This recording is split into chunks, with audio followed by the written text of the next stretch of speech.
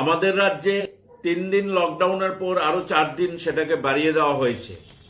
মাঝখানে কোনো সুযোগ দেওয়া হয়নি মানুষ, কারণ আমাদের রাজ্যের আর্থসামাজিক অবস্থা অত্যন্ত দুর্বল, খেটে খাওয়া মানুষ।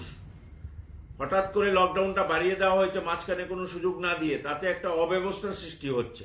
লকডাউন একটা হাতিয়ার করোনার বিরুদ্ধে লড়াই করতে গিয়ে, কারণ আমাদের মুখ্যমন্ত্রী গতকালকে বলেছেন একসঙ্গে 8 দিন লকডাউন দিলে করোনার চেনটা নাকি ব্রেক করা যাবে।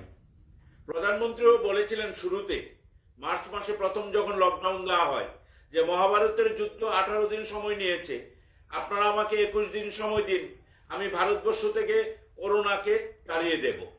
সেই যুদ্ধে, করোনার বিরুদ্ধে যুদ্ধে আমরা জয়ী হব।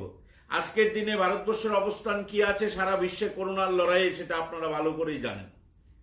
1 আগস্ট একটা ধর্মীয় উৎসব আছে, ঈদ উৎসব আছে।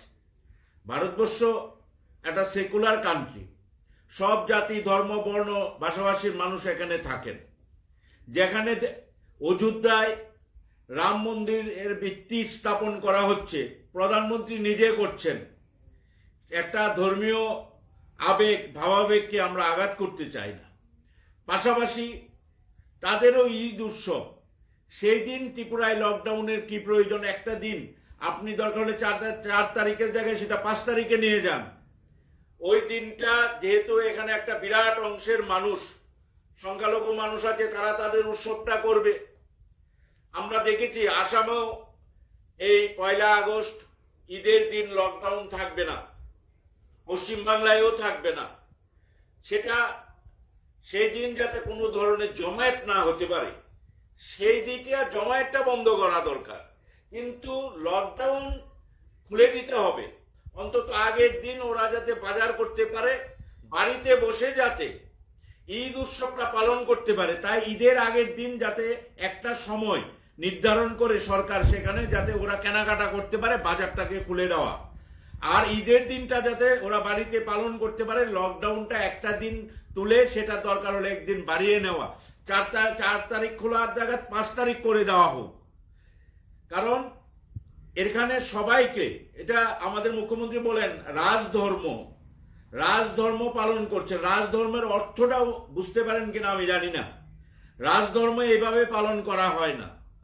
আমাদের দেশটা, আমাদের রাজ্যটা ইমোশনালি মানুষকে কানেক্ট করতে হয়, ইমোশনালি মানুষ এটার সঙ্গে ইনভলভ হতে হয়।